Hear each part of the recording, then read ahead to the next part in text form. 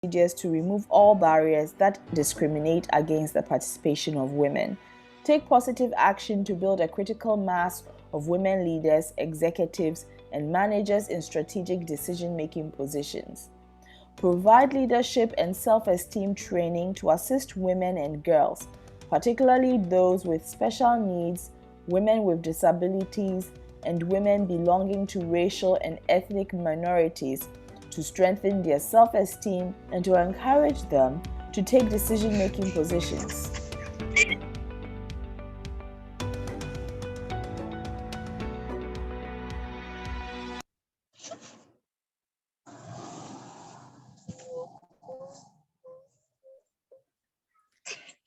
Thank you so much. This is really wonderful. So I wanted to just give a little bit of an overview of our time together today. Devin and I are going to give just a short overview, an introduction to CSW and the NGO Forum, and then we'll hand over to Sun Young and Nurgal to kind of go into more depth about advocacy, even down to the level of language, those negotiation processes, what can be done at the regional level.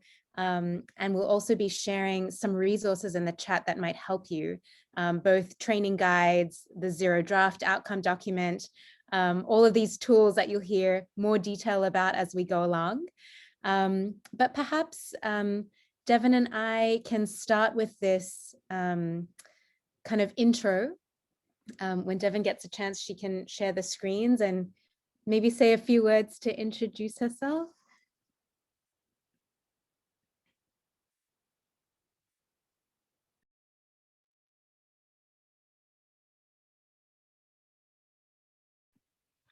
Hi, everyone. So my name is Devin Zingler. I am the office manager at NGO CSW, New York. I'm also, like Spira mentioned, a co-chair of the Youth Leaders and Young Professionals program, and I'm the NGO CSW65 forum coordinator. Yeah, so. Perfect. So we're going to we'll start making our way through these slides. So I see that everyone is introducing themselves in the chat, and we have, if we can go to the next slide, a couple of questions if you would like to add, to write your expectations in the chat, whether this is the first time you're attending the Commission on the Status of Women this year. Feel welcome to share some of those comments in the chat. I've had a few questions where people are wondering whether this is being recorded. Yes, it is. So this training will be recorded for those who are not able to join us today, and you'll be able to come back to it later and replay it to go over some of the details and also share it with others who missed out on the training today. So we'll continue by posting these responses to the questions in the chat if it's your first time attending CSW, and if there are any expectations that you have. You're also welcome, as we move through the training, to add questions in the chat. So as we're describing the UN processes and some of these advocacy tips, if there are additional elaboration or questions that you have, please feel free to use the chat box as we go through. So if we can go to the next slide.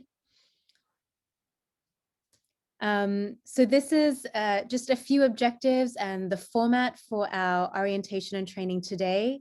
Of course, we all know this is a safe and respectful and inclusive space. We're really wanting to center ourselves in the global context and familiarize ourselves with the Commission on the Status of Women. We'll be looking at some advocacy tools, examples that you are working through, or questions are always welcome. And just to note that everything that is being shared is kind of steeped in the human rights-based approach. So a little bit of framing there. And if we can move to the next slide. Just a quick introduction to the theme of the Commission, which many of you will be familiar with, but the theme this year is women's full and effective participation and decision-making in public life, as well as the elimination of violence for achieving gender equality and the empowerment of all women and girls.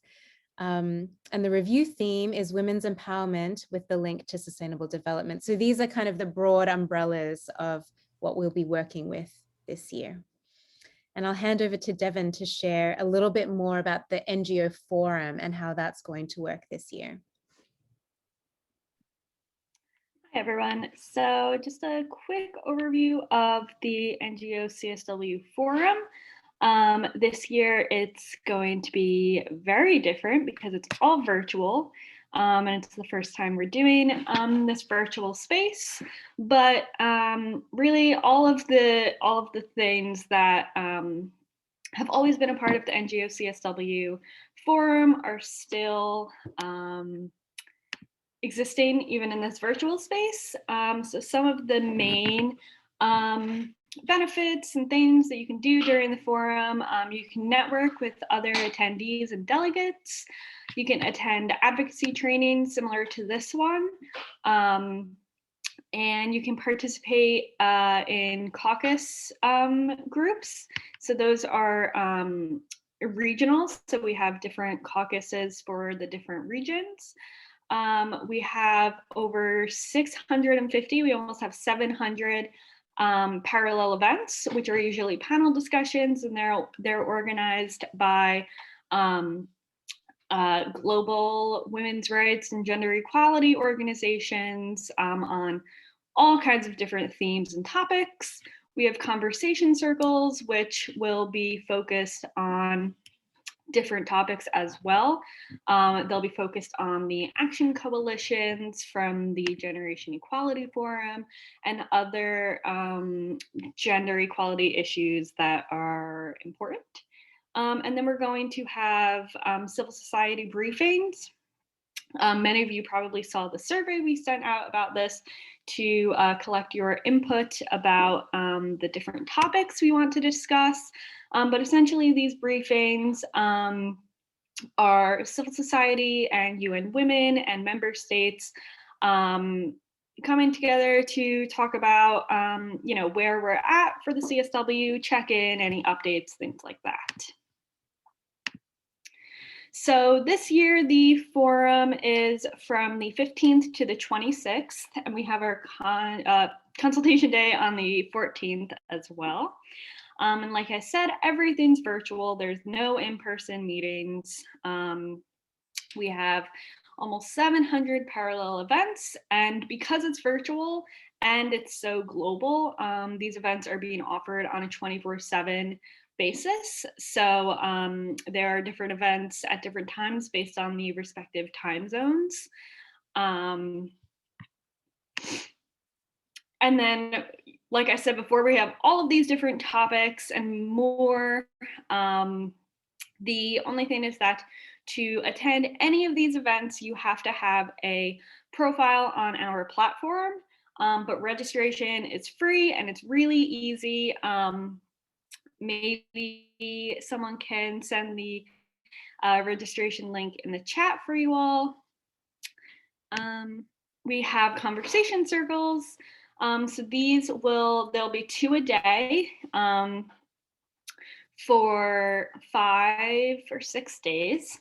And these will be somewhat more informal conversations. They'll be facilitated by experts in the topics. And as you can see here, we have all of the different topics here.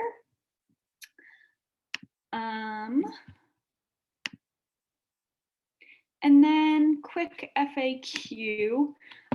So these are just some of the main questions we're getting, especially since it's virtual.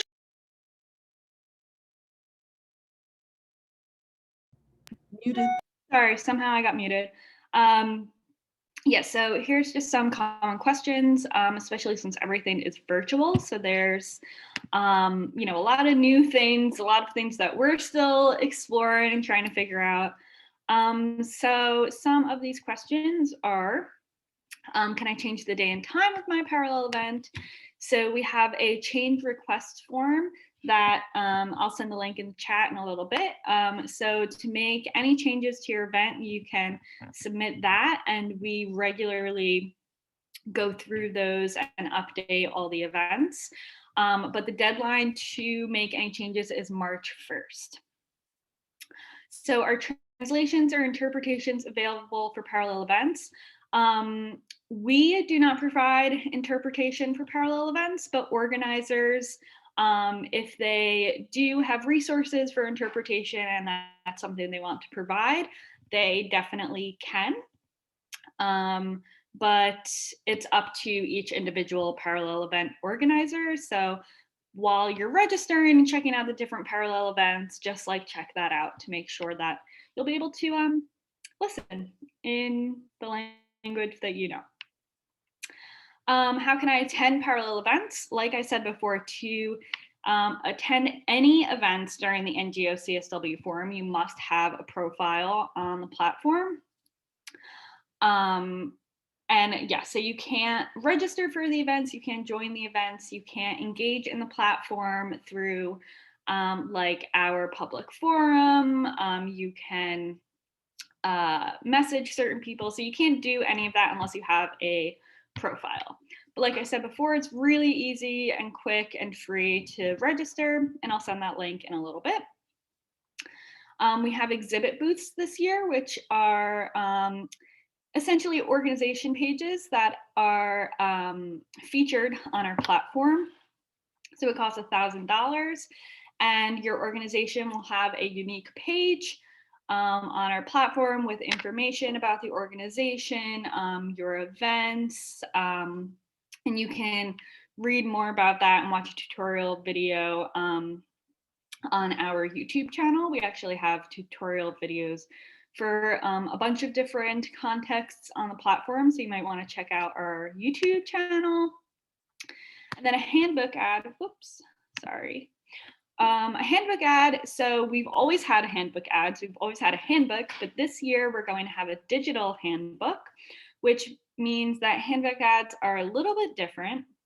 So you'll still have your advertisement graphic in the digital handbook, but you'll also have a unique page featured on our platform as well for your organization.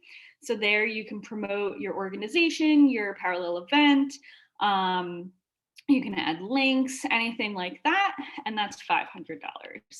And we have all this information on our website as well, and I'll send a bunch of links with helpful resources and information in the chat in a couple minutes. That's it. I believe I am going to give the floor to Safira. Just to introduce Sunyoung and Nurgal. Okay. So over to Sunyoung and Nurgal, if you can introduce yourselves. Nurgal, it would be nice to hear a little bit from you and your experience, and then we're launching into part 2. Thank you so much.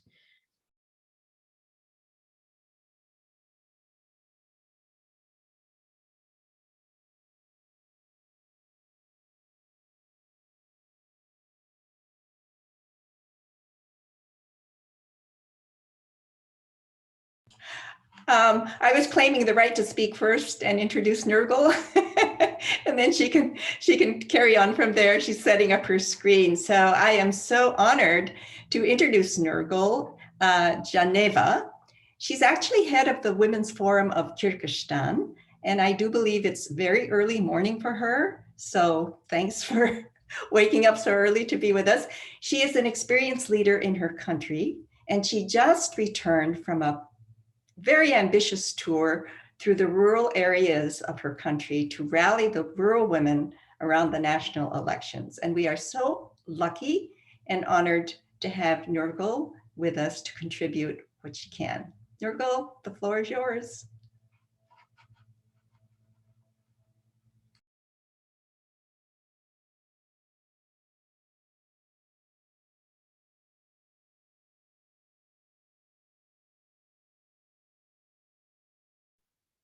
We can't hear you, Nurgal.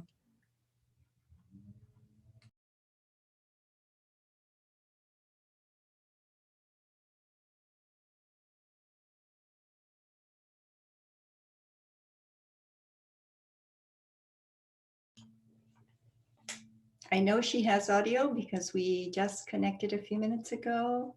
While she's trying to get her audio together, someone in the chat asked a question, which I can answer, which was something about the link to the video, Devin. Do you hear me? Yeah, now we got you. I'll answer that question later. So I was speaking. So sorry. I was just telling that I was so honored and so pleased to work, and thank you for letting me be with you and with such a fantastic team of young leaders, those who are leading this process and those who are now participating in the training. I think it's a great thing that we do have so many young people who are interested in addressing women's issues. Just to remind that there are so many issues in the world that we need to take care of. And among them, issues that you are dealing every day in your life. And I think it's important to highlight that Safira and Sun Yang already mentioned the impact of COVID. COVID actually revealed the vulnerability of women. Violence increased, for example, in my country, 65%. I'm sure in many of our countries. Pandemic, of course, revealed the vulnerability of women, of their women's unpaid work, women sitting at home and doubling their work. So this burden even increased. And in many of our countries, the different pandemic reports demonstrated that the leadership was not inclusive. Women's groups were not actually part of the designing, planning the, the way out of the COVID. The new socio-ecological political development is not with us. And it's a pity. And also young leaders also are not quite present there. All these demonstrate that we still face inequalities. New challenges appeared like climate emergency, pandemic recovery. How do I go? Okay. But these issues existed before, and 25 years ago, as Sun Yang told that she was in Beijing 25 years ago, and she was leading the 50,000 women, I think, Sun Yang. No, we were 30,000 at the NGO forum, and the official delegations were huge. They had close to 20,000. And so, yeah, I think it was big, but this CSW is going to be just like, it's going to surprise us. It's going to be good. But actually, what I want to say that women's movement was struggling, but in Beijing, they got a lot of success. A lot of issues were formulated in a way, a lot of standards were identified and formulated that they are now called, and I totally agree, in Beijing Platform for Action, we can see gold standards for women's rights. For example, when we go somewhere and when we learn what is violence, we always refer, look how violence is formulated. It's deeply formulated with the call of actions recommendations. So it's a good document. But also, if you look at the issues that 25 years ago women were addressing, we still have them. And the video demonstrated we still have not enough women in power. We still have growing violence. We still have poverty among women, and we still have a lot of big urgent challenges. So Beijing Platform for Action actually identified 12 areas of concern. We still work on it. You are coming to the CSW. CSW will be actually is a body that reviews implementation of the Beijing Platform for Action. And I wanted to remind you that in many of our countries, before Beijing Platform for Action was adopted, there was no national plans of actions. It was something new for many countries. And I remember Sun Yang was asking at some of the offline training people, how many women representatives of women's machineries or women ministers, heads of women's ministries were in Beijing. And people were guessing how many. I won't be asking you, I will just say there was no. No, Nurgal. Just since I said it, let me say what I said. Okay. It was, so as you may know, the women's conference was the fourth one. So that means it was 1, 2, and 3, Mexico, Copenhagen, and Nairobi. So the question was really about Mexico. Mexico, the first one in 1975, had 0 women ministers because they had not been created yet. And by Beijing, they showed up. Thank you. Exactly. Thanks so much for this correction. And this is very important for us to know, these dynamics. Women started working for something, against something, and we are moving. And the video demonstrated that it's going quite well. But after, but now, 20 years 5 years ago, 20 years after Beijing, I think I should switch off this, right? Now, do you see the whole screen? I think that it's important to say that there is another document with also demonstrating what are women's needs, what are women's issues at the global level we are facing, we are challenged. This these challenges are formulated in the Sustainable Development Goal. And I'm sure you already got a lot of information about what is Sustainable Development Goal. And in the Sustainable Development Goal, women were very, very lucky to get women's issues, women's concern as a separate standalone goal. It was a victory. Another victory in the Sustainable Goal was that it was agreed by all governments that women's rights, gender equality is a cross-cutting issue. So you see at the global level, we had issues that women managed to formulate it in the Beijing Platform for Action. We have gold standards. What should be women's rights look like? What should we go for? But also 20 years after, we had Sustainable Development Goals where actually governments realized and agreed that there is no sustainable development without women and women's goals to be part of this development. If you look the Millennium Goals, there was no separate goal on women's issues. And this was a big pity and a big loss. Now we have a big victory that women's rights are recognized as part of the whole development. Development will be sustainable if it addresses equally and fully, meaningfully, effectively women's rights. And we wanted to pay your attention to especially 2 goals, goal number 5, goal number 8. But also I would like to pay your attention the difference between 5 years ago, 25 years ago, we were addressing issues, governments were formulating what they would like to do, they formulated their commitments, but there was no such political recognition of means of implementation in Sustainable Development Goals. We do have means of implementation, but I won't touch that in depth today. Let's go further to the Sustainable Development Goal. So we, as you know, we have 17 Sustainable Development Goals. First is, ending poverty, addressing hunger, health and well-being, education, gender equality. You see how we position women's movement at the global level, positioned women's rights and gender equality alongside with such important issues as poverty. And now everyone agrees with that.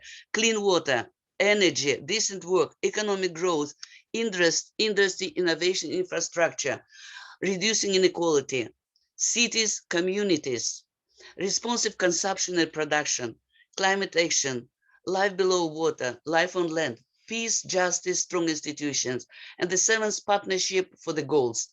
And this is very important to know because within these goals, we have to identify all our women's issues, concerns that are issues and concerns that are in our agenda. So these are issues and concerns at the global level. And at the global level, there are a series of global discussions, and we will go later to the UN how it is discussed. But now, and also there are issues that were formulated in Beijing Platform for Action in SDG. Now, it will be interesting to know how you, young people, at what level do you work? Are you working at the participate in the global processes, or you are more active in regional processes, maybe other spaces, like Sun Yang just mentioned that I came from remote high altitude mountains. We were working with rural women also. So it would be great if we now see, and if you respond to the questions about your level of engagement. How many minutes should we give? Maybe a couple. Just a couple minutes. People are putting in their votes. Okay. So we'll keep it open a few seconds longer, and yeah, it's okay. I will just remind that we were talking about the global issues. Now we want to see what level we are engaged in.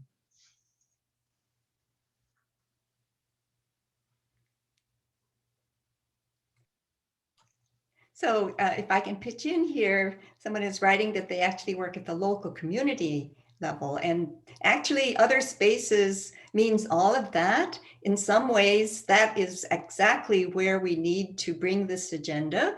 And there are some cities, for example, that have adopted the Sustainable Development Goals into their agendas for the city. So if you're working at that level, that's really great. If you don't know what level you're working at, that's okay. We will commit you to all of them, and just pick one that's interesting to you then, if you're not quite sure if you're working at that level yet. Mm-hmm. You will find out yourself when you will be navigating in future your work, where is your passion? Do we have results yet?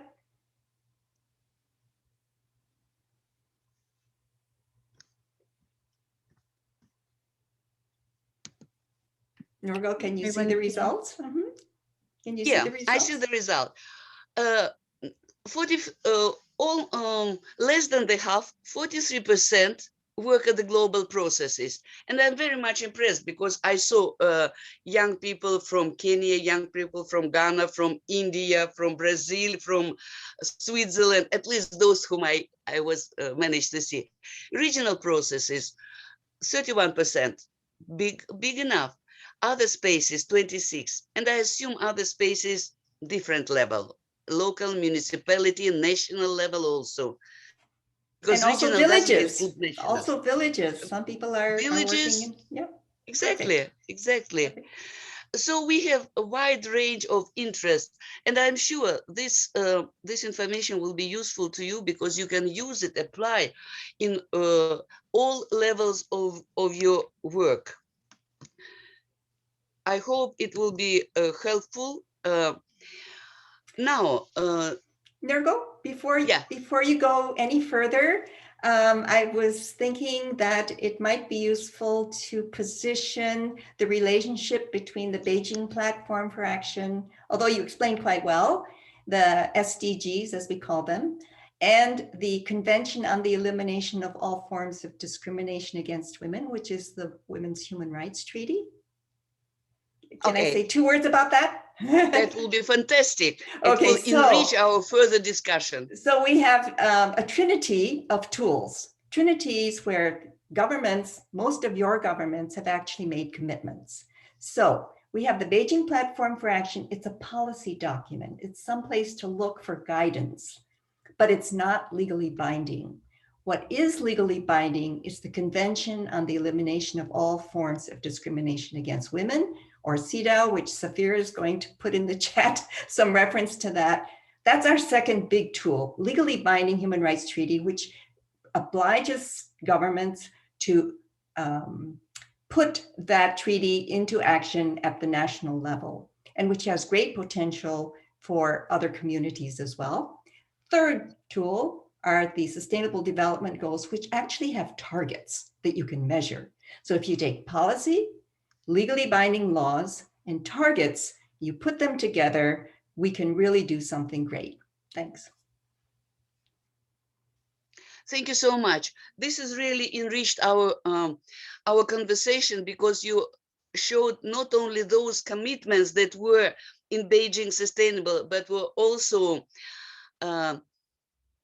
alongside with all other issues, and were strengthening actually individually a lot of commitments. Thanks so much. Now we are going to see how these global issues are addressed at the global level, and this part will be on the United Nations and women's human rights. How can we do it? How does Commission on Status of Women fit the UN? And why does it matter?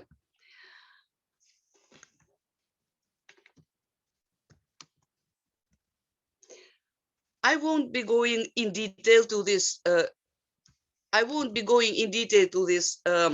Big charter. I'm just telling United Nations system is quite complex, but if you look more seriously later, it's manageable, and you can work within, you can understand where and what issues are raised. But in general, you see there are different bodies, different process. I won't take your attention because you can read it in our handbook. Also, there are several entities that you should know that are actually working for women's human rights, and we can use that fora, and we can participate. The General Assembly, the Human Rights Council, Security Council, the Economic and Social Council, Commission on Status of Women, UN Women, the Secretariat, International Court of Justice, the Trusteeship Council. So there are a lot of other processes and bodies that deal with women's issues. For example, Sung Yang-Yung just mentioned about CEDA, but there is also CEDA committee. So there are diverse different level bodies that may be useful to know. But this is, no, we don't have much time to navigate that structure. So you can see also in the handbook that you will download and you will use, you see there are what kind of relations between these bodies, how we can, where it works. And if you go in depth individually, you can read already. Today, we shall concentrate on one of the committees, but on one of the committees, one of the bodies within the US system, which is Commission on the Status of Women. But before going to that, let me tell you that there are several documents that you should know, and you know probably, I'm sure, and some of you already used. Sun Yang-Yung already mentioned about Convention on the Elimination of All Forms of Discrimination Against Women. You know the declaration, the optional protocol. And it is important to say, when we approach women's issues, especially from the global level, we use, and they are based on key principles: substantive equality, non-discrimination, and state obligation. And this is very important to remember, that state has obligations. This is extremely important. That's why we will be talking today, we'll be discussing our advocacy tools, because we advocate for more effective and better implementation by state and by other development partners, their commitments, their obligations. So state obligation is very important. When you will be advocating, it's important to remember, we are not advocating for something which state ignores. Luckily, previous generation, a little bit of my generation, but previous generation, managed and had victories in recognition by state of issues that women face. That's why state obliged to do something. This is, we should thank previous generations for this generous gifts to us.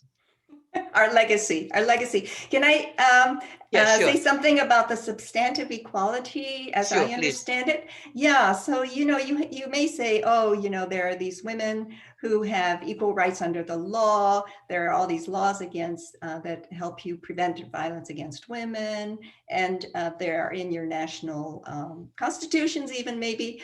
But substantive equality means in CEDAW, in this human rights treaty, it means when you measure it on the ground, that's the substantive part. So it's not just equality by law, it's equality that you feel, experience, and have in your daily life. So that's a really important interpretation of CEDAW. So you can always stand on that. And the committee, there is a committee of experts that act as judges, as you may know this, but everyone here is at a different level. So you forgive me if I just go back to the basics. The committee that oversees the reporting on CEDAW has really emphasized the importance of substantive equality. And you should also know. Yeah, go ahead. Oh, you should also know that CEDAW is one of the human rights treaties that is most powerful at country level. The delegations are huge, and it is a very, very important tool for us. And actually, because it has status of the national legislation, because it was ratified. Beijing Platform for Action doesn't have status of the legal, doesn't have this legal status, but it was adopted by countries committed, governments commitment, and they did a lot of work. But CEDAW is a little bit, from the legal perspective, it's a document that obliges, it's part of our legislation at the country level. Thank you, Sun Yang Yung, for your explanation, and actually very important diving into what is substantive equality. I think we should pay attention in future to how in-depth may go the equality from political declaration to changing minds and to changing budgets. This is very important. Now, you are participating in the youth gathering, you are building your capacity, you are moving to be strong advocates, and you are already strong advocates for women's rights. But previous generations were really struggling. Your grandmothers and your mothers were struggling. And there was a world conference which was held in Mexico City, the first one. Sun Yang Yung, I am sure that on the UN, on the CSW site, they can find, they can download all the outcome documents, right? Of course, and I'm sure they're all interested in doing that and reading all of them. Because this is a dynamic of power. They're fascinating. I love to read UN documents. And the reason I find these fascinating is because you can find your own country there. You can look at the annex and see which countries were there and what the history of the UN and the feminist and women's movement actually is through these documents. Of these meetings, I would say, in a way, the one that was a turning point was Nairobi. And the reason is because before the Nairobi conference, we did not have such a large presence of grassroots women. And Nairobi, because of where it was in Africa, a lot of countries, a lot of Nordic countries donated funds so that the grassroots women could come and attend that meeting. And that helped to diversify our sense of who is in the feminist and women's movement. So it's not just Western feminism, it's not just people from, elite groups, but it brought in the entire diversity of who we are. Thank you so much, Sun Yang Yung. Mhm. So we see that from Mexico City, where women and the governments offered a comprehensive set of guidelines for advancement of women, then a program of action in Copenhagen that called for stronger national measures, then Nairobi, forward-looking strategies for advancement of women, and then we come to Beijing, where Beijing actually led to the gold standards of women's rights, which is still very meaningful, and we still continue to struggle and to use it very effectively. And coming to the next one, 20 years ago, when I was a little bit younger, I was wondering, why don't we uh, advocate for the next one? And then 10 years ago for the next one. And we were realizing the risk to the very progressive formulation is so high, we may lose the language. So women's movement was looking around and trying to keep that gold standard, because a lot of reactionary, not progressive forces who would like to actually control women's body more than to those forces who are actually ready to cut some achievements. That is why we were still thinking, what should be the next World Conference? And you, young generation, probably will think how to keep these gold standards, to enrich it, and how to make the Sustainable Development Goal really meaningful for women's rights. We are struggling for this at this moment. Now we are coming to the CSW. Before we go to the regional, before we go to memory, if memory is here, I want to remind that Commission on the Status of Women, this is a major UN process, UN commission that is dedicated to women's issues. Also, it is dedicated the global monitoring of the implementation of the Beijing Platform for Action. That is why this commission has significance to us, because there they take, there is accountability. We can see the accountability process. We can see how much is done.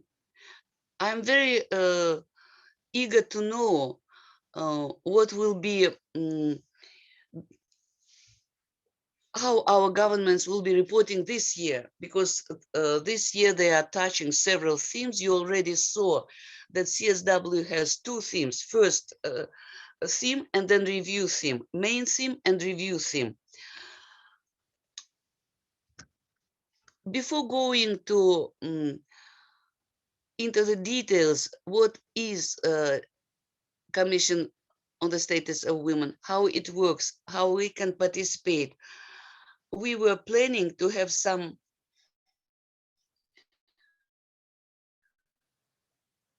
review of the regional preparatory meetings. Sapphira, Sun Yang Yung, is there? So yes, memory and some of the partners that we have in the Africa region wanted to be with us, but they may have had connection issues. If she comes, I think Devin will let us know, Nurgal. But since these were virtual, I was able to attend.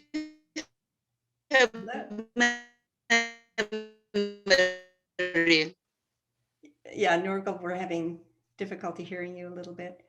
Right. So when she comes, Devin will let us know. But because I was able to attend the one from Latin America that they had with the ministers, and also a few of the others, the Arab state ones, what I want to share with you is that the regional meetings happen every year. They are preparatory meetings for the Commission on the Status of Women, and they are convened by the Economic and Social Commissions, which all the regions have. So if you are interested in those reports, please look at the Economic and Social Commission of the UN in your region. And you will find that they have also probably reported something on the regional preparatory process. Some of them on the NGO side have not actually met yet. So if you're from the Latin America region, if you come to the website, I think you will find some interesting information on those regional meetings as well. We have with us the chair of the NGO CSW New York, Huri. And I don't know if Huri, you want to add something about the regional preparatory meetings or an observation about what's on the website? Yes, like everything else, obviously, preparatory meetings are also disrupted. I'm sorry, I'm multitasking here. And I'm, first of all, just so excited about the engagement and the participation. Thank you all for being here. Thank you, Sun Young, Nurgal, Devin, Safira. Our whole team are rock stars. There's two that I know of that are happening. One is in Africa, and probably Memory is busy with that, which is why maybe she's not able to connect, but connections are also an issue. And I can see how we have to really think about that even during CSW, right? It's wonderful that we're able to connect like this, but it is still digital and the access is difficult sometimes. We break up. So there's one in Africa and there's one in South America, but MENA region is struggling as usual. I was just on a call with a group of them this morning. Civil society there is not giving up. I love their spirit in just fighting for what they have to do. Sun Young, I think you and I were at one of their events last week where it was just so inspiring to see civil society just keep going forward, even if their governments are not engaging with them. And Asia Pacific has some certain consultations, but it's also one of those regions that's so difficult to bring together because of the vast geography and time zone. We are still working with our regional sisters. We have, the NGO CSW regions, to see how best to engage them from the local up. So that's all I have to say for now, but I'm here. If anybody has questions, I'm answering. We'll go back to you.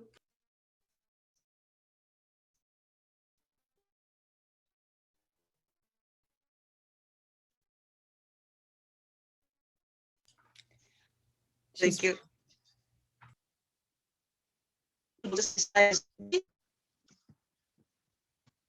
Do you hear me? We hear you now. Okay, great. Sorry, sometimes internet, I saw that it's double checked many times. Thank you so much, Huri, for telling that despite the challenges of the online formats, still there are processes and people are discussing, and regional discussions are in process. Let's go further. Let's see. So CSW, there is a bureau of commission that consists of 5 members. Now there are 5 members, one from Armenia, one from Korea, one from Algeria, and one from Australia. So organizationally within this committee, you see the bureau, the CSW, excuse me.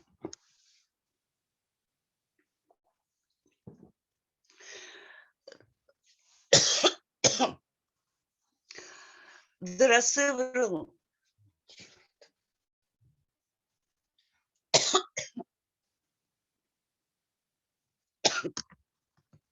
Nurgal, I'm going to read this slide, and you are going to get a drink of water. Okay. And recover. So go back to the slide on the program, the one before.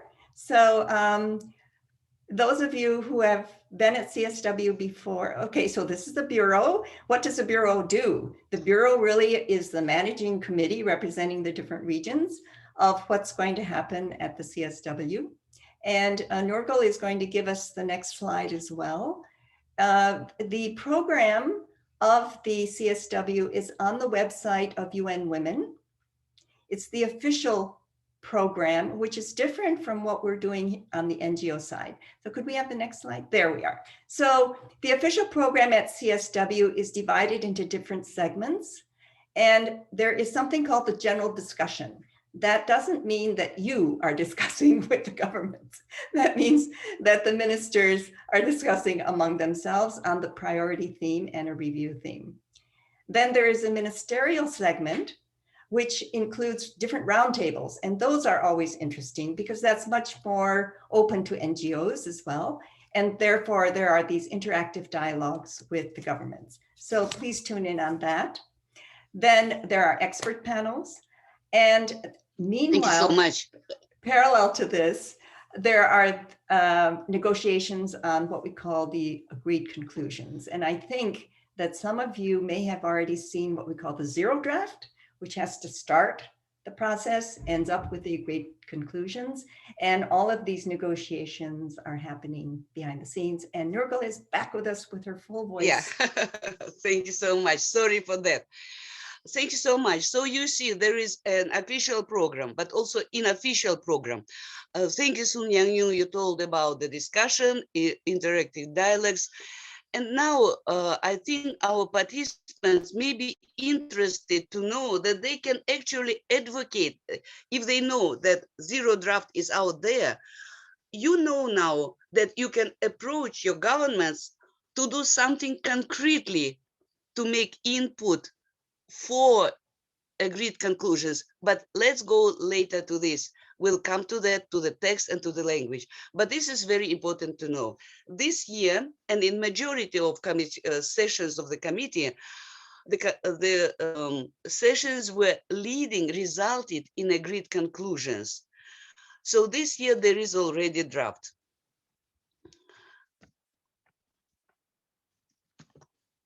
Apart from, and this is just a sample. This is just a sample of how a CSW, the program looks like. For example, March 15, high-level roundtable on priority theme. I want to remind you again, there is a priority theme and a review theme, and they are both very important. So the high-level segment, Ministers of Gender Equality and Women's Affairs meet and discuss the priority theme. There are another forms of discussions. They are called interactive dialogues. For example, on 17th March will be on violence against women. On 18th March will be interactive session with Minister Building Back Better. And on 22nd, women's empowerment and the link to sustainable development. This is just to show how the official program look like. Now, there is a question, how civil society can participate? What can we do? If you go to the CSW website, you will find details, and you can see that all these details that we are demonstrating right now. You can see that the participation can be segmented into several phases prior to CSW, registration, etc. But very important, prior registration processes, NGOs may submit written statements. And this is very important part, how we can influence on the decision, on discussion, and the monitoring process of the Beijing Platform for Action. So this is a big picture of how we can participate. Also, there are oral statements. There are also, let me just finish with this slide. This slide shows how you enter the processes. Where can you do? You register. By the way, it will be interesting to know how many of your organizations who participate today are in some consultative or accredited to UN. ECOSOC accredited NGOs, they have some chances, they are a little bit, they have better chances to participate because they may register their own representatives. They have much bigger access to submitting written statements. During the CSW, Sun Yang Yung already shared with you, you can participate in parallel events, you can do parallel event, you can participate in interactive dialogues, in participate in side events.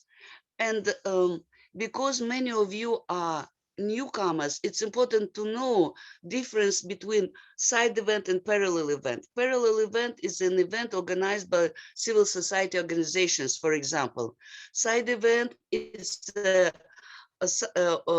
event organized, for example, by the government, which is alongside with the official program, not part of the program. So it is important to participate in events that are organized by civil society and by governments, by UN agencies. Nurgal, can I say something about the distinction between those two? In reality, it's not all that different. It's not all that different. It's just that at some point, we at the NGO CSW New York, who are the serve as the secretariat for the NGO Forum, protested that we are not side to anyone or anything, and we are parallel. That's how that's how we ended up with two different terms. It was a protest in the streets.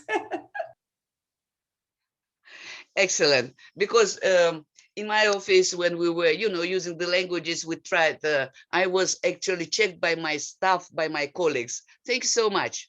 So you are telling that there is not big difference between these names? Well, in truth, the side events are often run, you have to have a member state or UN agency that runs those officially in the official meeting. And then you have the parallel events from the NGO forum. What I meant is that they're all learning spaces. And I think this year, most people will have access to both. Yeah, I agree that they are all learning, but I wanted to know just for participants that these, why we use sometimes parallel, why we use side event, especially for the newcomers. Yeah, and if I can just add one thing, how to access side events. Many of these will be on UNTV, UNTV channel. So try to, UNTV is going to be a very big resource. You can see the opening, you can see this, many of the side events run by governments.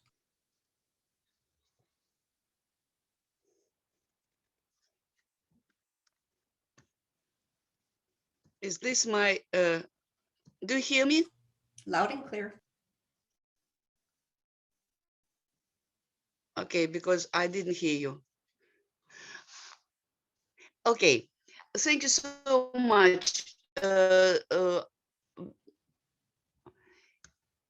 Sun Yang, have you finished? You have the floor, Nurgal.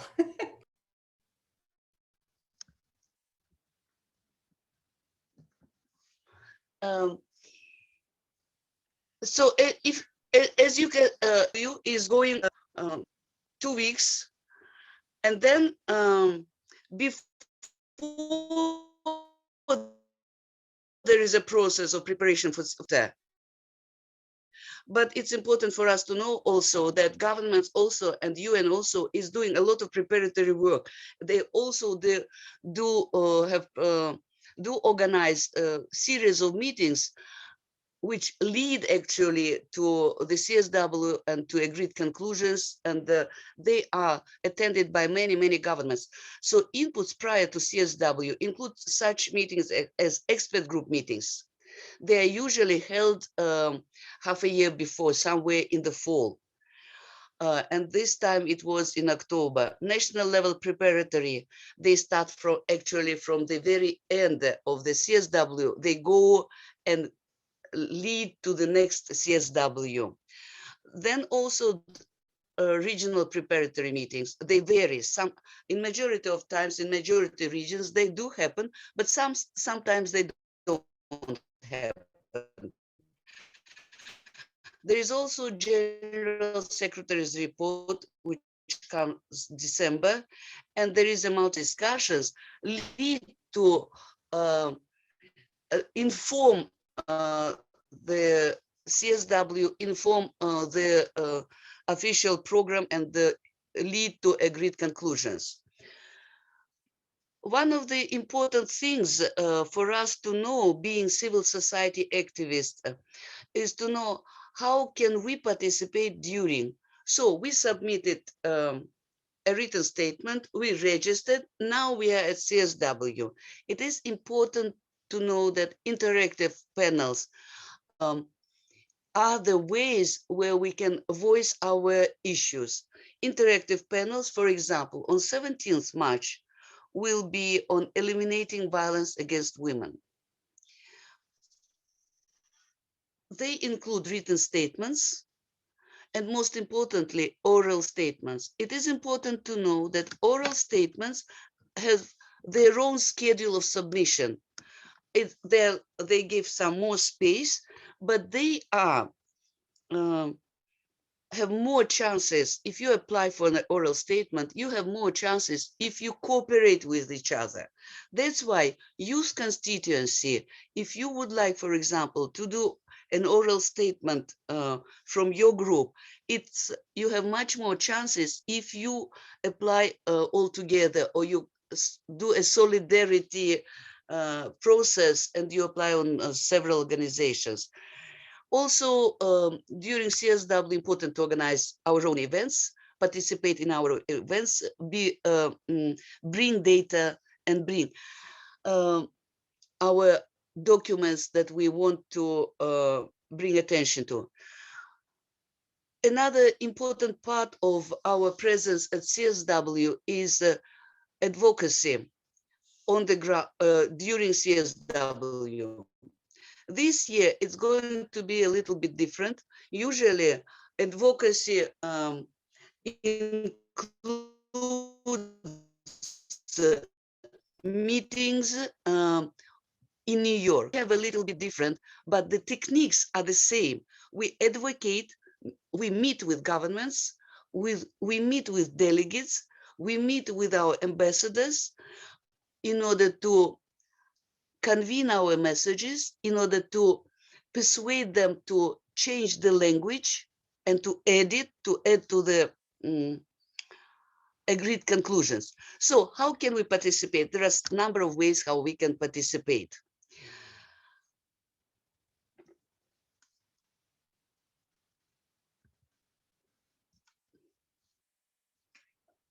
I think this, we will be talking about advocacy skills, techniques a little bit later now. And now we wanted to ask you if you are interested, if you fill in this poll and respond to the question, which topics interest you the most about negotiations at the UN?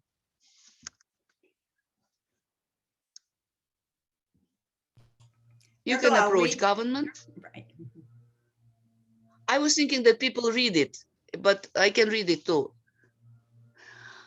Which topic interests you the most about negotiation? A, how to approach government delegations. B, how to understand negotiation text. Or terms to watch, sticky terms in negotiations. Can I vote? Can I vote?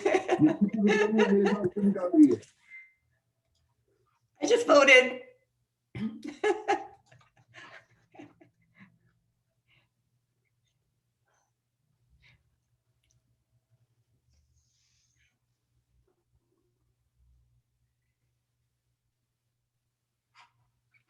On a side note, you should know that now, we are in this global context. Remember Sapphira in the, sorry?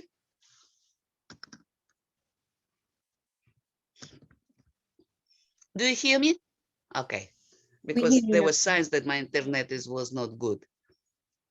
So you see, 55% of majority of those who are with us today are interested how to approach government delegations, and we shall be happy to respond to this. Second, how to understand the negotiation text. We will be happy also to respond to this. And terms to watch, sticky terms in negotiations, 21%. We will be happy to share, and there will be, if we are not, if we don't have enough time to respond, there is a handbook which has much more information. And later on, if you still have interest, we can be sharing with you. Okay, we can meet or we can organize something else for Sapphira.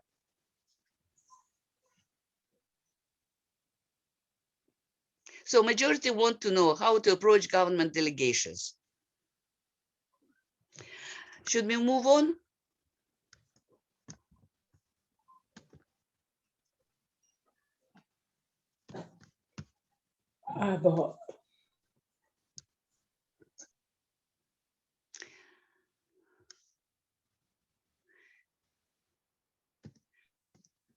I think you can keep going, Nurgal.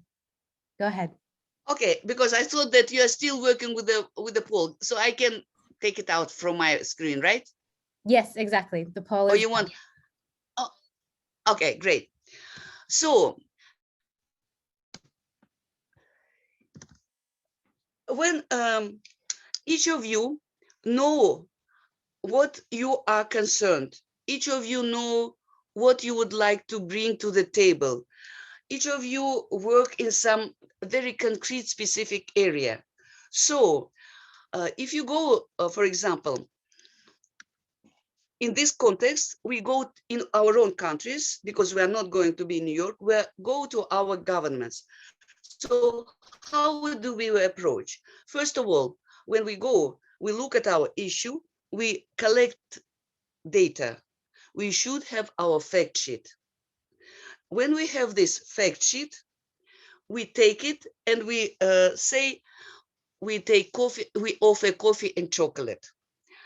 I don't know how it may work with young ones. Maybe government officials if you can offer coffee and chocolates in the virtual space would be very interesting. Yeah, I was thinking probably the government official should respond with the coffee and chocolate because they are adult, at least in my Asian country. Not always, but still hoping. So how we approach? We identify a person who is responsible for reporting, for participation at the CSW. His team, we use our fact sheet and we invite for coffee and chocolate. If it is possible, you do it offline. If it is possible, you do it. If it is not possible, you do it online. Now with this third wave of probably it's better and safer go to virtual meetings. So you set up virtual meetings with members of delegations and also with UN agencies. You attend parallel events. You host an event. You use your allies. You access, you follow what delegates say and what they text, what text they are going to submit. You talk to your colleagues. But now responding to the question, and I was thinking about the majority of people who would like to know how to approach the government delegation. You take your fact sheet, you offer a meeting, and you absolutely necessary, you should know what exactly you want to say. This is a must. You have a clear formulation of the messages, of the recommendations you are going to discuss or to offer. So advocacy on the ground, basic things, it should be prepared very well. It should be, a meeting should be organized, and you can either organize a meeting or you go to the event. You use your allies, and you also watch before you go to your delegation. You also, it would be very good if you identify, find out what are their position towards the, for example, to the zero draft that was recently uploaded, published. So it is important to do this process. Be ready, know where to go, with whom to meet, get your allies, get your data, get their position. It's extremely important. Get their position, and you can get it watching and meeting with them.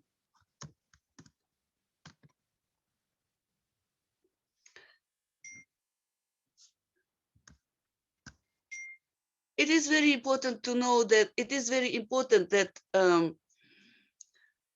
you will be very successful if you were at least several months preparing, because you need to gather information, you need to gather statistics, you need to gather your partners, your allies, you need to have alliances with others. So you need time for preparation, for information gathering, to reach to other NGOs. And these are very important aspects of the processes. Then it is important to know what are the key moments, where to engage, where you can influence the CSW, where you can see that your participation is meaningful. At some moment, it is meaningful to learn, just to watch. At some moment, it is meaningful to change something, to make input to your delegate's position, convince the delegate to vote for some progressive language in the document. So that means that you need to know these key moments and intervene at the key moments. First, it would be very good if you read the zero draft.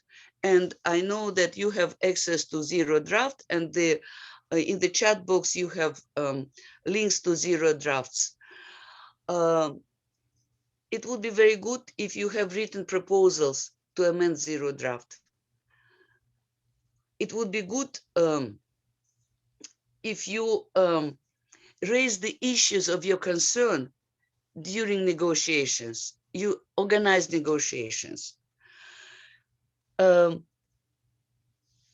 The zero draft, we'll talk about how the zero draft is worked out. We'll talk a little bit later. How can we influence? So we look at the zero draft. We look at, we identify what we want to change. We meet with our governments. We advocate them to amend, to bring or to delete some languages. And then it is very good if our governments are very active during negotiations. Another key moments of our intervention related to the CSW is after the text is adoption, so that at the country level, people did not forget what they agreed upon. They agreed, for example, this year in the zero draft, you will see that they have fantastic formulations about financing women's local participation in decision-making, for example. It will be very good to follow up. So CSW will be meaningful if you also have organized your advocacy after the adoption of the text. And of course, it's great if you reach out to your country delegation. Nurgal, can I just say something about what you just covered?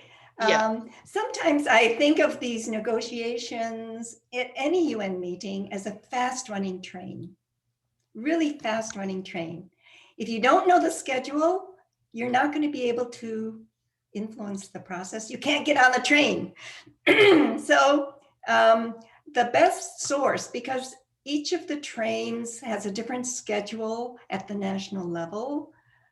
But generally speaking, what we see is for the last week or so, or for 2 weeks, governments now have a chance to make their amendments to the zero draft. It's happening right now.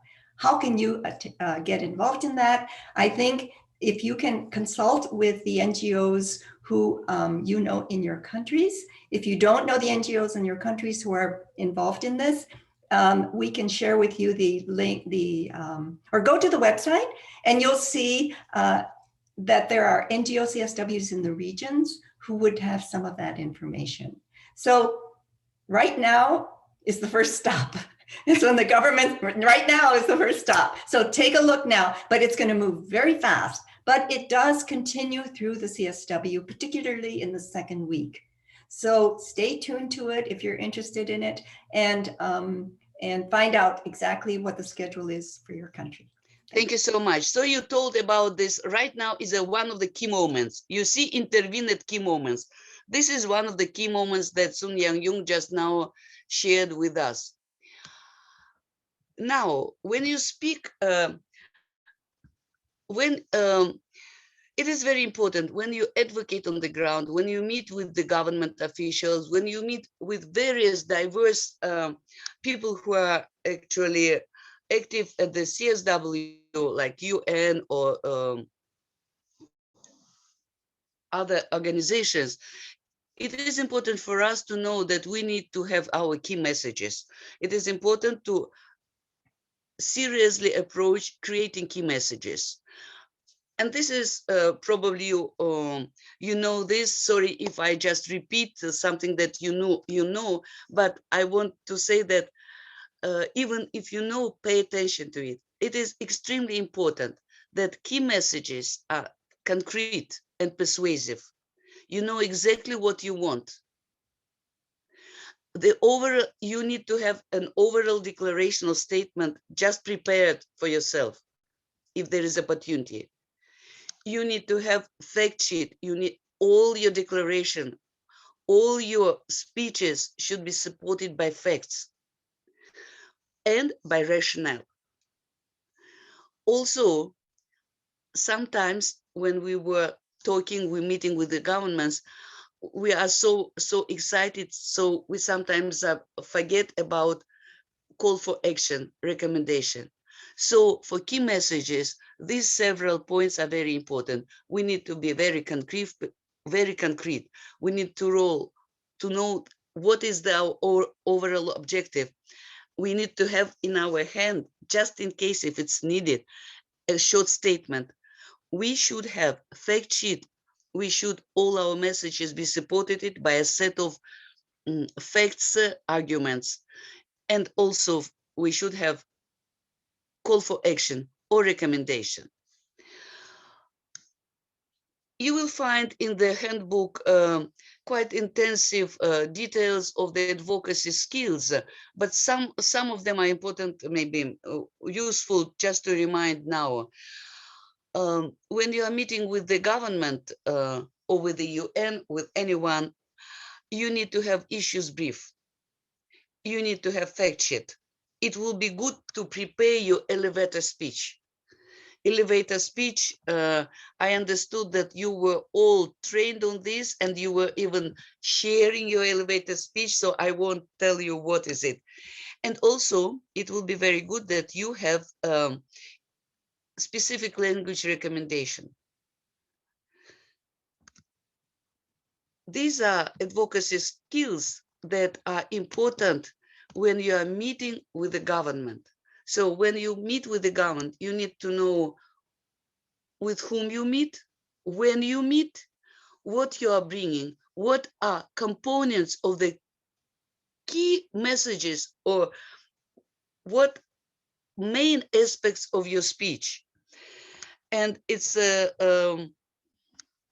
if you have all this and you have your allies around you, I am sure you will be much more successful if you came unprepared. Now we are coming to the zero draft. You have all access to the zero draft, and you can also go to the CSW site and can see diverse agreed conclusions from different sessions of CSW.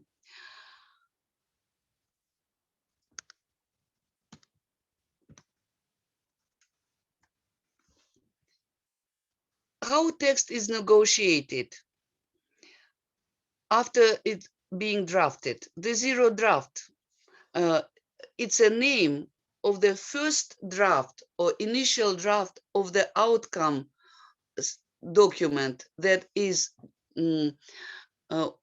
concluding or which is a result of the CSW session. So let's call it zero draft, initial first draft. It's written by the chair's team and UN Women based on the collected data. You remember that there were a lot of processes that are bringing inputs to CSW. All they are used to inform the zero draft. They are sent to member states around 5-6 weeks prior to CSW. Right now, they are in the process of amendments. Most of the paragraphs are quoted or agreed text with references. Amendments. These are written proposals to change the text. Your governments can propose during 2-week period time their own languages. So they can add language or they can delete language. And it will be very good if you try to advocate during this process. So it's important that you take the zero draft, look at it, identify some areas where you want to pay attention of your government. And you persuade your government to submit their changes, their amendments. So once again, just to repeat, adding new language or deleting existing language. It is important to know that, and I don't know how it will be this year, but when it was offline, there were series of rounds of readings. Do you know anything about how many it will be? It's I'm sure it's online. There will be online meetings, and it will be good if your country, if your government submits. So there will be several opportunities to bring your text, to advocate your government to add or delete the checks.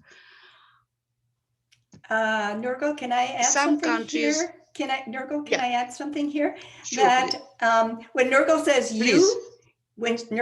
you, she doesn't mean you. That is to say, what she really means is she means the collective you. It is so important that you're not the person writing the letter, but you've actually tried to figure out how to connect with a collective group, preferably, in the best scenario, a national coalition. I know that Nepal, for example, is really very well organized for this, a national association of some kind. I think that one of the big barriers to young people's participation is that you may not be yet connected to those NGOs at the national level. And I'm going to put Safira in the spot now, because I think Safira is the kind of person who can help direct you and coach you into that process after this training is over, along with Devin and others. But one reason to come to the CSW forum, NGO forum, is to learn which organizations are there that you like, and begin to imagine yourself joining some of these organizations which are already active at the UN, so that next year you will feel much more like you can join the collective voice. In negotiations, it is extremely important to have collective voice.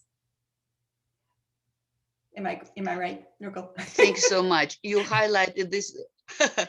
This is sorry, Nurgal, can I say something before? Yeah, sure, Safira. Just to this point that Sure. Someone made, I think really it's the hope of this group, the youth leaders and young professionals, the YLYPs, to really be supporting one another through this process during CSW and in thinking about advocacy. So as Sun Young mentioned, it's wonderful to have people join organizations, and hopefully NGO CSW and the YLYPs can provide that support as we move through it. So please do reach out to us with your questions as we go.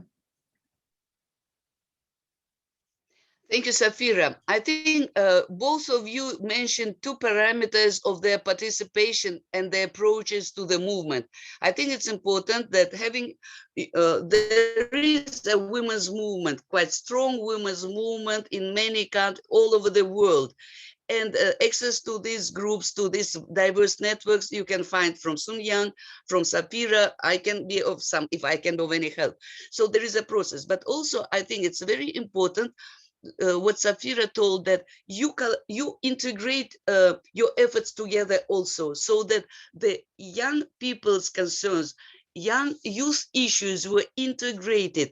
So you could have your own strong networks also, international global networks that are advocating for young women's, young boys, gender equality issues, and interconnect. So you may be a youth representative, youth voice from, say, 25 youth organization coming together and bringing some young people's issues, like financing for young people in the electoral processes. Just joking. So you can connect with youth groups, you can create your own, strengthen your own group, but also with the women's movement, existing strong women's movements. And then you have much, much more possibilities to approach governments, because half of you were telling that I'm interested in learning how to approach the government. You will be heard by your government if you represent bigger network. It may be youth network, it may be women's rural networks, whatever, but it collective, the more voices, the more outreach, the more alliances, your voice will be heard. And it will be very difficult to ignore your suggestion if you are not alone, if you are actually set up a process for positioning and for advocacy, like in Nepal and like in so many countries. For example, I just wanted to share, but then thought that we have no time. For gender budgeting, for example, women were networking, that's why they won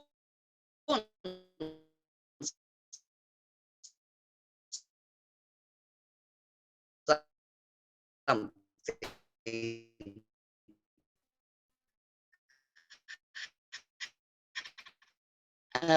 But coming back to our approach, when I told you, I meant exactly collective voices. And collectivism and solidarity is not something that is, is produced in one day. That's efforts. Now, I think it is important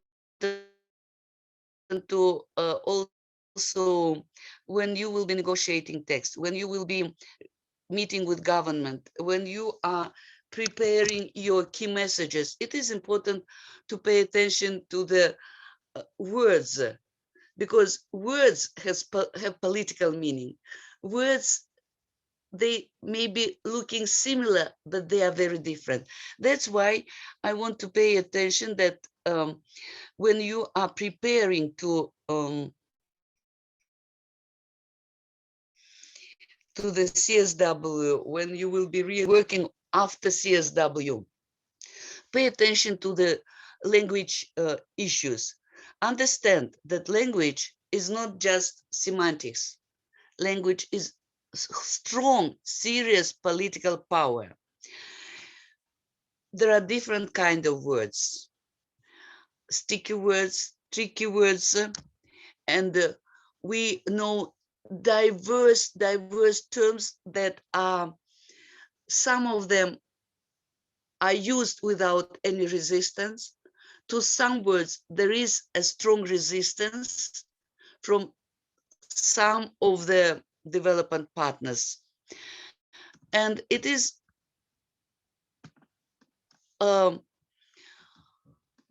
useful to refer to the handbook, where you can, there are very nice chapter on the language. Please go to that, read it.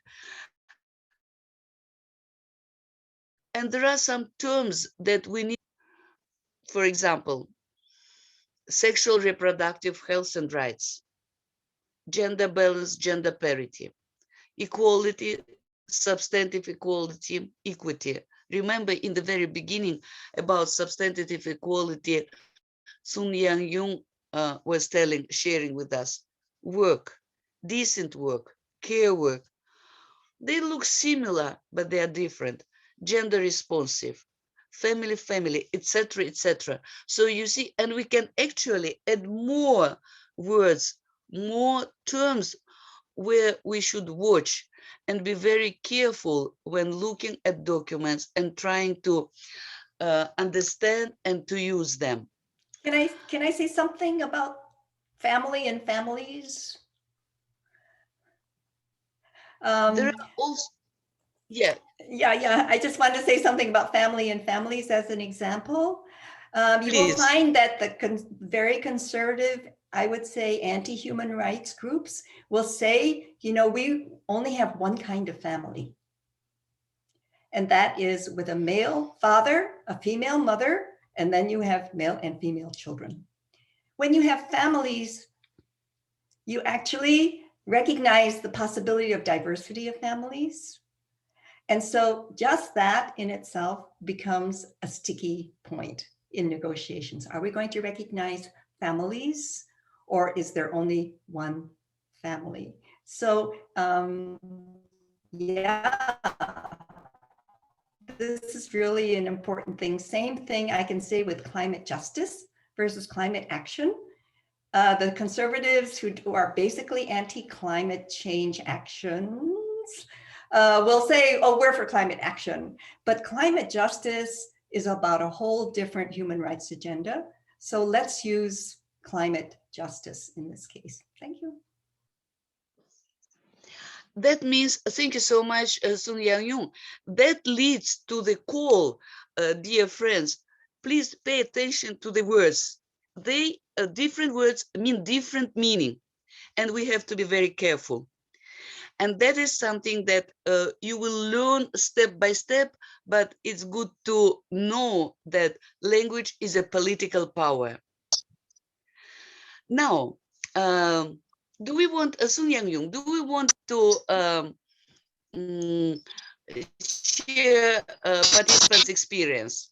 We will just go ahead because we don't have much time. Yeah, we normally do this next year when we're all together in the same room. We'll be able to do these experiences, which Nurgal really is very good at facilitating. Someone's asking where the handbook is, where all of this is explained. Probably now we don't have time. We don't have time. Thank you so much for this.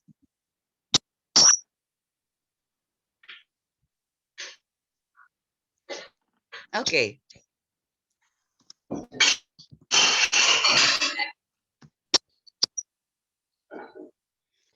I'm trying to, what is this?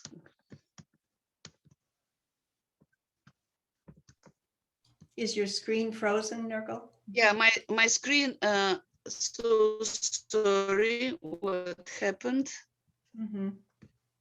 So you're just trying to get to the next slide at this point? Yeah, I'm trying to get to the next slide. And this is, okay. That well, is you're trying to do that. So while Nurgal is looking at her computer, maybe Sun Yang, if you're able to share a little bit more, there's a question in the chat that says, that's asking whether there's a guide to language as a table. Yes, it's the same old guide. It's the same old guide that we have translated in French, Spanish, Arabic, and Russian, which is on the website of NGO CSW, and which Devin, yes, someone has put it back in the chat, which is really very good. This is on a mobile app in English, so I encourage you to take your time, take a look at it. It tries to go through all of it, although I have to say that we are unable to make it an exhaustive list of languages that are sticky points, but it is really important that you understand that is important. And we will get to Nurgal's next slide here at some point too. Let me go back to the work and decent work. Okay, so governments must say, you know, women's work is really important. No, it's, you know, justice for decent. We want decent work. We do a lot of work, but we want decent work. Yeah.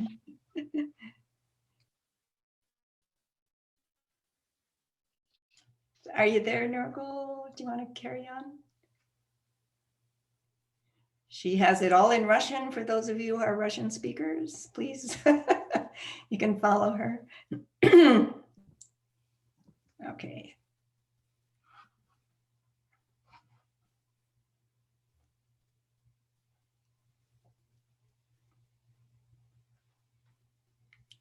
Safira, while we're waiting here, do you see any other questions in the chat that we would want to answer? There have been a number of questions. I wonder whether you will touch on it a little bit later. But Devin and Huri have been sharing a lot of the links in the chat, and I think a lot of the questions are addressed by the advocacy guide. Hopefully everybody is able to access those links. There's also been a number of links shared about if you're wanting to join the youth leaders and young professionals. There are many different ways: WhatsApp, Slack, LinkedIn. You can send us an email. If you have questions beyond this training, you're very welcome to reach out. There have been a couple of questions, particularly about approaching government delegations online, as everything is virtual this year. So I don't know if there could be more that's shared about that, maybe as we go along, just how to navigate this online virtual. Yeah. I can only point you to the regional meetings that Huri mentioned, which have not taken place yet, because governments will show up in many cases at those regional meetings. So without being able to meet with your government delegations tomorrow, you know, at least perhaps try to join those regional meetings. And as much as possible, I'm sure Safira will share when those are coming up so that you can join them virtually. And then you can get a sense, you know, your government delegation may be there. And if you're participating, then maybe you can even ask questions during those sessions.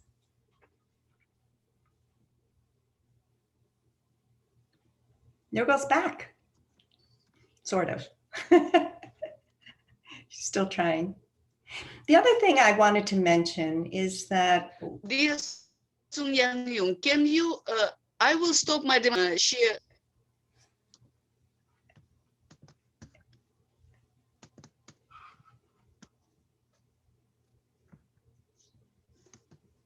Right, so for the regional meetings, I think as much as possible, Devin will share with you the calendar as we know it. We don't know all the dates yet. For MENA, for example, for LAC, I think we know. And what's the other one? Anyways, Safira and Devin are your guides to all that process. So they will share with you as much as possible. And definitely that is where you would have a chance to interact with governments and get a sense. Nurgal? I want, because I can't do my further presentation, and if you don't mind, someone of you maybe use the presentation. I took off demonstration, but I want to share with my dear friends, with our participants. There are a lot of resources because we are anyway coming to the end. And I wanted to say there are many, many resources that can be used by you, and they are very useful. There is a handbook. We'll call it the guide. We'll call it the guide to distinguish it. Yeah. Send to you. It is available in several languages. Do we have anyone speaking? Yeah. The guide. So it is in Spanish, in French, and in Russian, which is I hope there are someone who is interested in reading in Russian. There are also other materials, and I wanted to some mobile applications, for example. And if Debbie or Safira, you can share that presentation, the rest part with the resources and the evaluation will be fantastic, because something happened with either my internet. I'm so sorry, but things happen.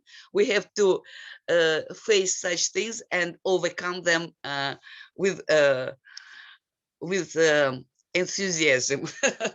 So we have resources, but also I wanted to recommend you to read another book, another resource that just came to my mind, and I'm sure Sung Yang Yung will support me. This is Your Country Reports. It will be very helpful to you in related to Beijing Plus 25. Your government submitted reports where you can also see positions of your governments. So the guidebook, the training guide is possible to download at this site, and you can get this also in the chat books. Next slide, please. It has several chapters, of course, introduction, but it also gives you more information on the status, on the Commission on the Status of Women and the United Nations.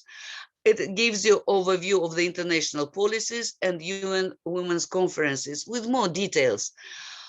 I like in this guide very much also how it is linking sustainable development goals with a transformative agenda for gender equality.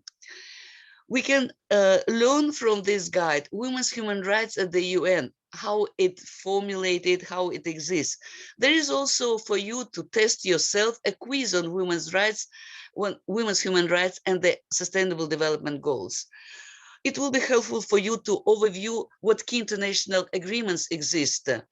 Language, more details on the political power of language and the nuances. Also, you can read a case study of the CSW with agreed conclusions, with the themes, the priority theme, and with the review theme, and how with the different programs. And so it will be very helpful for you to navigate in the CSW.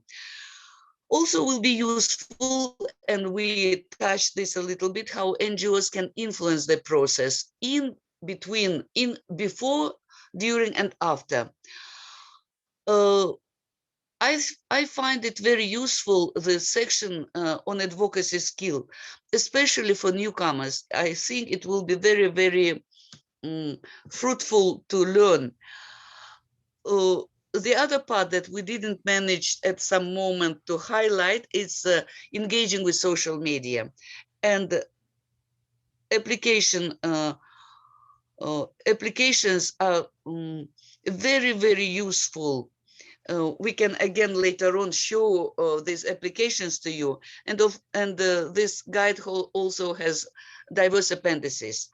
Now we are coming to the end, and we would like to hear from you. If you are feeling more confident about negotiations at the UN, will you try to meet with your government delegations during CSW? I would say even before CSW, because we still have some time. And another important question, will it be for you interesting to learn more? Would you like to learn more? So the poll starts, right, Safira?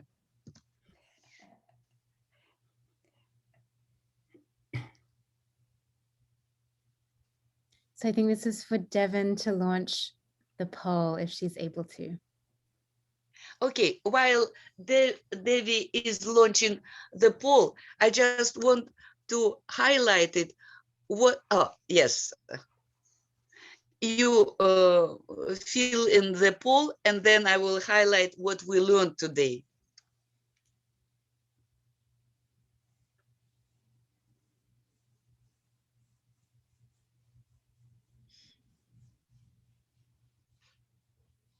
So on learning more, since I have a little time here, I just wanted to remind people that actually on the 15th of March, the very first day at 9 a.m., we will have another training.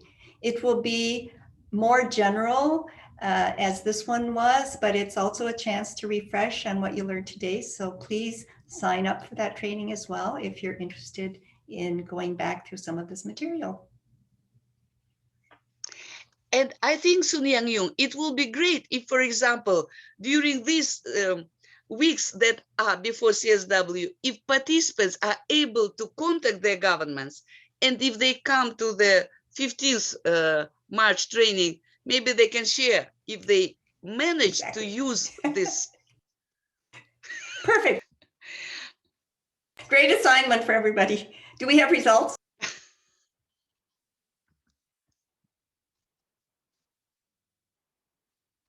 Yes, 88% are feeling that they are more confident about negotiations at the UN. 77% will try to meet with government's delegations. I'm so proud. I'm so impressed. Safira, you really prepared, and you, dear participants, were really so enthusiastic. I'm impressed so much. And would you learn more? 99%. We should think about that. Now, I just wanted to share. Thank you so much for your this, and then Sun Yang Yung will be closing. But I just want to say that we looked at the picture. So we have women's issues at the global level. They are so urgent. They are so serious. And then women were able to concentrate, to put 12 areas of concern. They are gold standards in the Beijing Platform for Action. After that, during 20 years, these women's issues became became recognized by governments. They are part of development. And now we learned how we can further impact on negotiation. Can we do something at the UN? Where at the UN we can change attitude, change language, change politics, and how we can prepare ourselves, and what practically we can.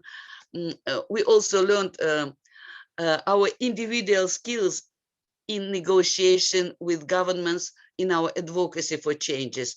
And then this is just a short overview what we learned, a big picture.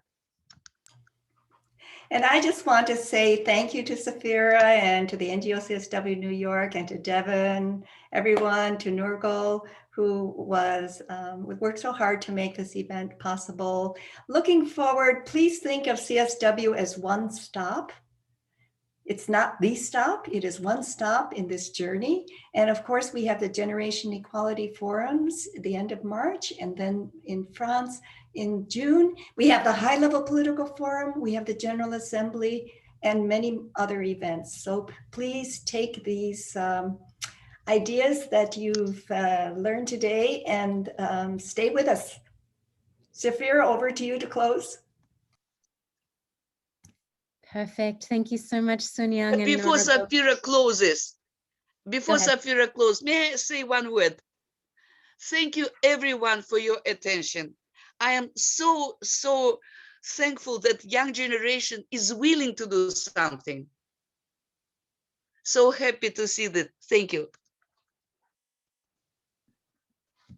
Thank you so much. Now, thank you so much. Yes.